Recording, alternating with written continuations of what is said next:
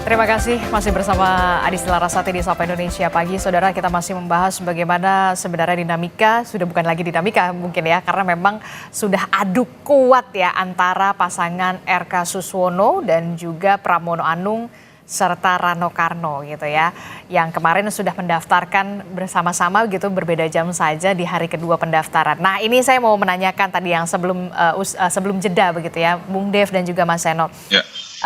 Kita tahu kan ceruk dari pemilih muda di Jakarta ini adalah ceruk yang potensial begitu. Apakah tidak pernah terfikir dari Koalisi Indonesia Maju ataupun PDI Perjuangan untuk memajukan sosok muda yang berkualitas ya, muda yang berkualitas, sekali lagi saya underline. Bagaimana Mas Seno? Saya dulu nih, oke. Ya, Mas Seno silakan. Gini, Mas Seno? menyadari betul bahwa masyarakat Jakarta itu adalah masyarakat yang kritis, yang paham betul tentang dialektika. Artinya akan ada proses diskusi yang panjang dan kita akan menyampaikan itu. Maka tentu saja tidak perlu tampilan artifisial saja untuk meyakinkan para pemilih muda bahwa program-program yang akan diusung oleh pasangan kami nanti adalah program-program yang berpihak kepada kepentingan anak-anak muda di Jakarta. Jadi tidak perlu secara biologis saja, tetapi yang paling penting buat kami adalah bagaimana platform dan program kebijakan itu disusun dan ditawarkan. Nah, dalam konteks membangun Jakarta ke depan, saya rasa kalau melihat tren dari apa yang diperjuangkan dan menjadi komitmen dari fraksi PDI Perjuangan di Jakarta selama ini, di DPRD setidaknya, itu menjawab persoalan-persoalan tentang bagaimana pelayanan kesejahteraan masyarakat yang secara mendasar diperlukan, itu harus ada terobosan-terobosan yang secara progresif dilakukan. Oke. Tidak hanya di urusan pendidikan dan pelayanan kesehatan. Artinya apa? Misalnya dalam hal pendidikan, selama ini di Jakarta tumpuan kita programnya banyak bicara tentang beasiswa. Padahal kalau bicara beasiswa, ini tentu akan menyulitkan kalau tidak dilakukan monitoring dan controlling yang efektif. Maka tawaran yang diberikan oleh fraksi adalah misalnya program mengenai bagaimana pendidikan gratis itu bisa diberlakukan ke semua sekolah. Oke, Bahkan tapi kalau perlu pertanyaan saya komitmennya ke selanjutnya sekolah adalah swasta. begini Mas Seno, apakah di PDI Perjuangan belum ada kader ataupun pengurus dari kalangan muda yang cukup bersinar regenerasi dari PDI Perjuangan, kemudian seperti Mas Seno atau kemudian bahkan seperti anaknya Mas Pram yang juga maju di menjadi pemilihan bupati juga di Kediri begitu. Bagaimana ini untuk di Jakarta? Tidakkah ada bibit-bibit unggul yang bisa dimajukan di Jakarta untuk meraih suara kaum muda yang kritis dan juga rasional sekali di Jakarta? Ya kalau saya, karena saya jelas usia saya nggak bisa mencukupi aturan Mahkamah Konstitusi yang konstitusional. Dan saya tidak berniat untuk mengubah aturan itu. Maka kalau saya nggak mungkin bisa. Nah kalau yang lain, saya rasa nama-nama yang muda-muda yang keren dari Jakarta juga banyak juga selama ini kan. Ada Mbak Tina Tun, ada Mbak Imam Mahdiah, dan lain sebagainya. Tetapi kalau kemudian kita bicara dalam perspektif konteks kaderisasi secara bertahap, ya ini kan artinya berbagi ruang dan berbagi peran dalam menjalankan tugas-tugas kepartean, dalam menjalankan tugas-tugas kenegaraan yang diberikan ruang oleh partai untuk berproses. Nah Mas Pram ini sudah panjang sekali prosesnya. Maka saya rasa menjadi satu logika yang wajar kalau hari ini partai memberikan penghormatan kepada kader senior Mas Pram dan Bang Rano Karno. Tetapi dalam menyusun platform kebijakan tentu akan menggunakan juga perspektif yang dibutuhkan oleh teman-teman muda karena memang orientasi ke masa depan itulah yang harus dilakukan dan yang menjadi pertimbangan penting dari perjuangan saat ini. Oke, kalau Mas Dev sendiri gimana? Kalau Bung Dev kan kita tahu RK Suswono, oke lah kalau Bung RK ini cukup aktif di media sosial begitu ya, dengan banyak sekali postingan yang lucu. Tapi kemudian apakah bisa diterima oleh kaum muda di Jakarta? Itu yang kemudian menjadi pertanyaan. Karena kan RK ini ya balik lagi gitu, identik sekali dengan nama Jawa Baratnya yang besar sekali di belakang dari sosok RK. Bung Dev. Baik. Jadi gini, kalau kita lihat dari demografi pemilih Indonesia secara keseluruhan, pemilih porsi terbesar itu adalah generasi muda, mereka yang masih sangat produktif. Di bawah usia 45 kalau nggak salah ya, itu ya sampai dengan 17 tahun itu adalah jumlah terbesarnya. Nah, segmen yang itu yang memang lebih kritis terhadap perubahan. Sektor itu yang lebih kritis terhadap pembangunan. Nah, di sini yang kita harus untuk kita bisa menawarkan untuk menggait mereka itu, kita harus bisa membuat konsep-konsep yang baru yang bisa diterima dan bisa dimengerti dan bisa dipahami dan yang memang terlihat langsung kepada kehidupan sehari-hari. Jadi memang pasti yang dibutuhkan itu adalah quick wins ya. Kita lihat perubahan-perubahan seketika yang memiliki dampak long term. Nah, di sini setelah kita melakukan survei, kita melakukan diskusi, kita juga tanyakan ke sejumlah tokoh-tokoh. Nah, yang memang paling tepat berdasarkan hasil penelitian ilmiah adalah Pak RK. Dan memang kita lihat Pak RK itu membutuhkan pendamping yang cocok, yang bisa, yang sudah mapan baik dari sisi usia, sisi pengalaman, sisi exposure politik nasional dan juga politik regional dan juga memiliki exposure sampai dengan tingkat global. Nah, itu yang paling tepat adalah Pak Suswono. Dan itu juga yang ditawarkan oleh PKS. Jadi kita melihat bahwa ini adalah pasangan yang paling tepat dan yang bisa diterima di semua kalangan dan memang yang memiliki kemampuan untuk melakukan pembangunan yang berkelanjutan dan secara masif di Jakarta. Oke, kalau secara ringannya begitu kan ya, Pak RK ini kalau sekarang nggak mau dipanggil Kang Emil gitu, katanya mau dipanggilnya Bang Emil begitu ya, untuk bisa identik dengan Jakarta begitu. Lalu bagaimana dengan identitas Bang Emil ini, dari Kang Emil jadi Bang Emil, termasuk juga dari Bobotoh ke Persija, itu juga akan menjadi PR tuh. Ya nggak masalah, itu kan tinggal bagaimana beliau menyesuaikan. Sekarang ini kan loyalitasnya itu adalah kepada masyarakat. Ini kan sekarang yang penting itu bagaimana kita itu bisa berbicara untuk pembangunan, bukan hanya pembangunan jangka pendek, tapi pembangunan jangka panjang. Dan juga ketika kita bicara contoh klub bola ya, antara Jakmania dengan Persib ya, ini kan kita berarti berbicara tentang pembangunan infrastrukturnya, lalu pembangunan klubnya itu sendiri, memastikan setiap laga itu berlangsung dengan baik. Nah, ini kan membutuhkan kepemimpinan yang jelas juga ya, tidak berpihak kemana-mana kecuali kepada pembangunan olahraga itu sendiri. Nah, kita kan dan Golkar yakin RK bisa menjadi RK bisa diterima oleh The Jack begitu, dengan identik yang dulunya Bobotoh begitu. Saya sangat yakin bahwa pasti akan diterima. Oke, saya ke Bung Sai.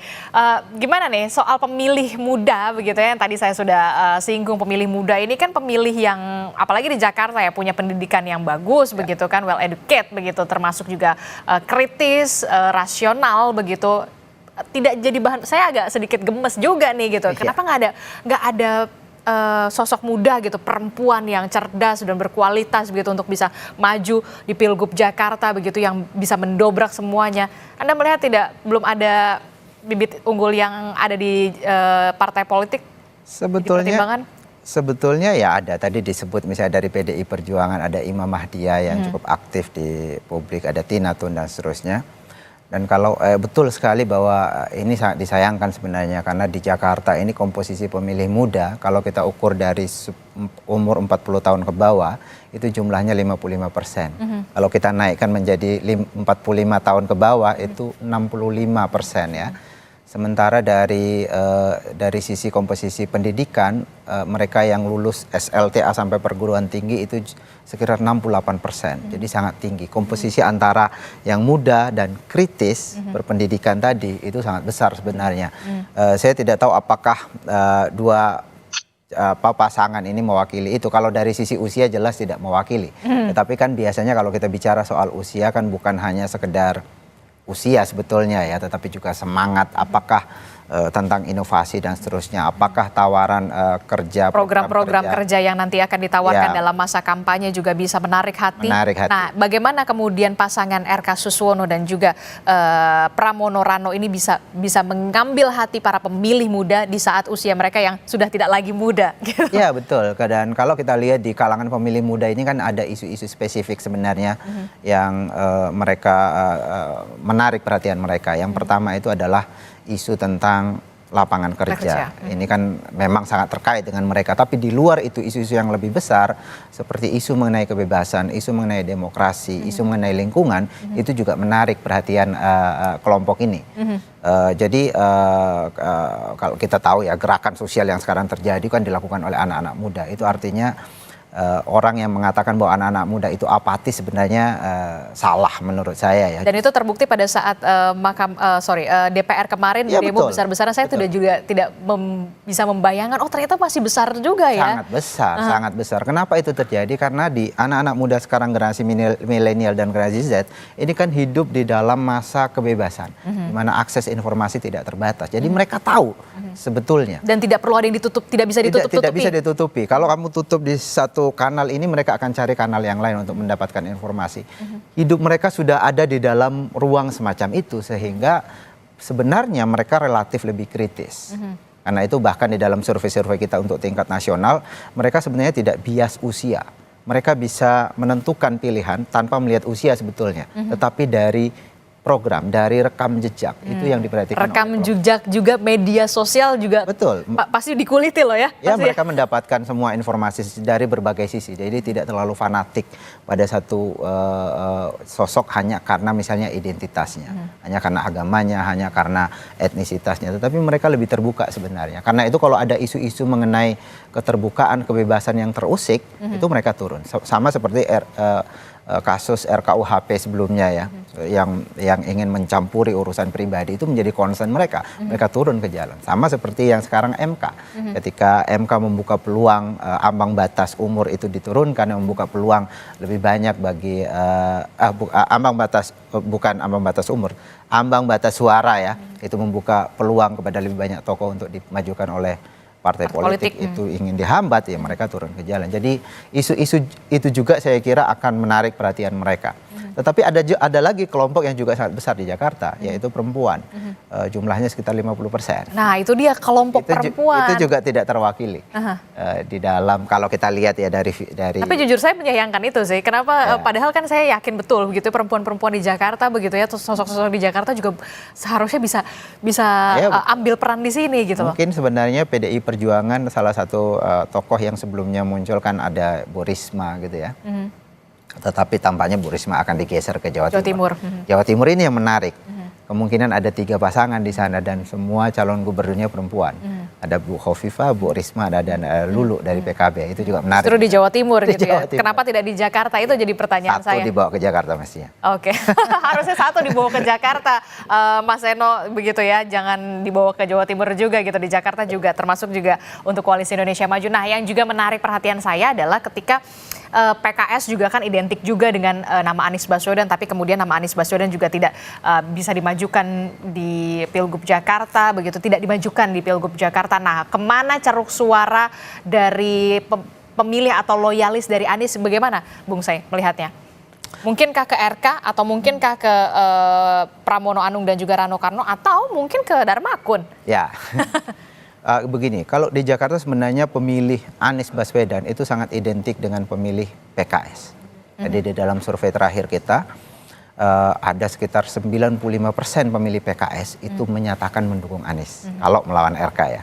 Jadi ini sebenarnya berbahaya buat PKS. Kalau Anies maju, kemungkinan sebetulnya masa pemilih PKS bisa ke Anies. Tetapi ketika Anies tidak maju, nah ini pertanyaan yang menarik. Karena Anies tidak maju yang merupakan pilihan PKS, maka mungkin yang akan berlaku di sini pemilih-pemilih ini akan mencari sosok yang lebih dekat secara ideologis dengan Anies. Nah, kira-kira kemana? Kalau kita lihat antara dua ini, saya kira RK mungkin punya peluang yang lebih besar untuk mendapatkan dukungan dari pemilih Anies. Agak jauh lompatannya kalau dari pendukung Anies, kemudian lompat mendukung calon yang diajukan oleh PDI Perjuangan yang selama ini. Apa terlanjur sakit hati gitu ya kemarin Mas Aniesnya udah sama Bung Rano ternyata tidak lagi dimajukan Tidak jadi. begitu.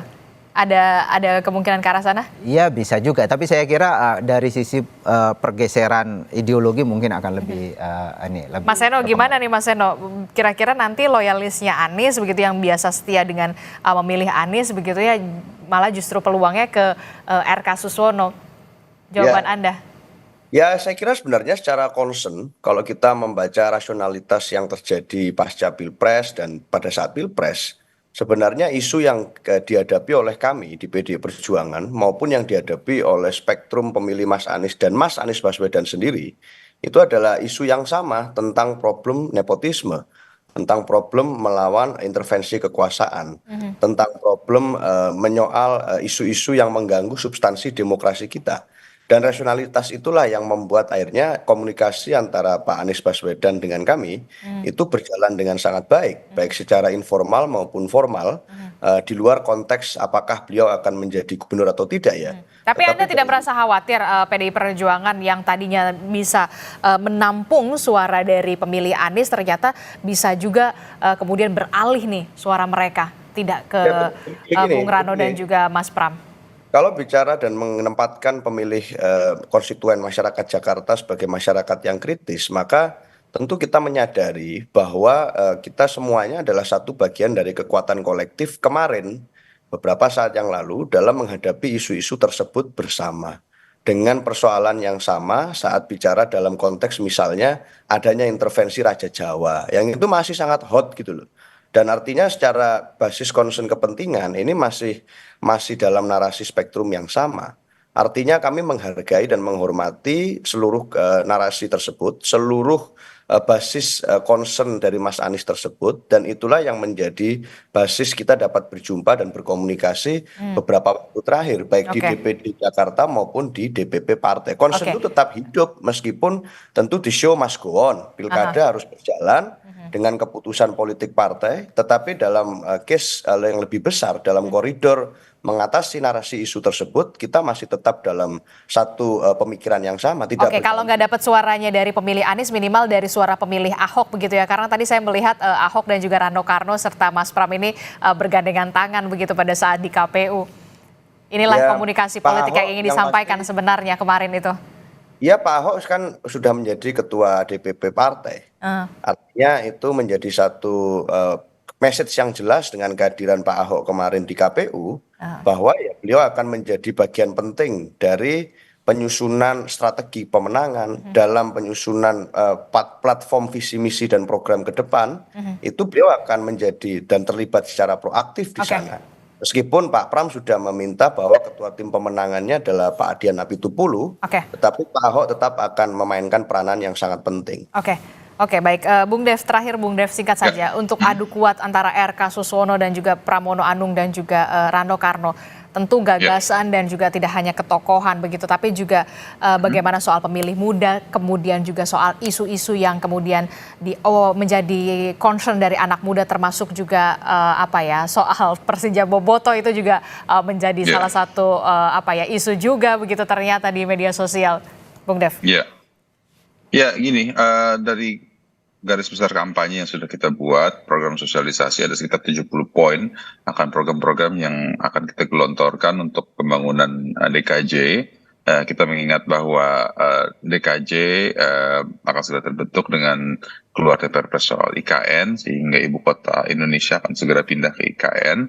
Maka fokus akan pembangunan Jakarta akan berputar pada soal pembangunan ekonomi. Pembangunan ekonomi ini akan berdampak kepada kehidupan masyarakat sehari-hari, pembangunan infrastruktur, pembangunan sumber daya manusia, pemanfaatan sumber daya alam yang ada di sekitarnya, lalu juga memastikan kerjasama antara Jakarta dengan kota-kota penyangga, khususnya di sini yang ada di Banten dan di Jawa Barat, ini berlangsung dengan baik. Nah, ya ini semua menjadi satu kesatuan, dan sehingga termasuk juga pembangunan masyarakat muda, generasi muda Indonesia, baik di sisi pendidikan, di sisi kesehatan, program-program pengentasan kemiskinan, hal ini semua saling berkaitan. Maka itu yang terus kita sampaikan, kita sosialisasikan dan kita komunikasikan kepada masyarakat umum untuk terus meyakinkan masyarakat untuk datang ke TPS pada tanggal 27 November nanti untuk memberikan pilihannya demi membangun masyarakat dan pembangunan keberlanjutan. Oke, termasuk juga adu gagasan yang nantinya kita tunggu bagaimana gagasan-gagasan yang tentu saja harus ciamik, inovatif dan juga menghadapi pemilih muda yang betul-betul kritis dan juga rasional khususnya di Jakarta. Kita akan tunggu bagaimana dari pasangan RK Suswono dan juga Pramono Anung serta Rano Karno. Terima kasih Mas Eno, Bung Dev, terima kasih. Bung Saidiman, terima kasih atas perspektifnya. Assalamualaikum, selamat pagi, sehat selalu. Salam.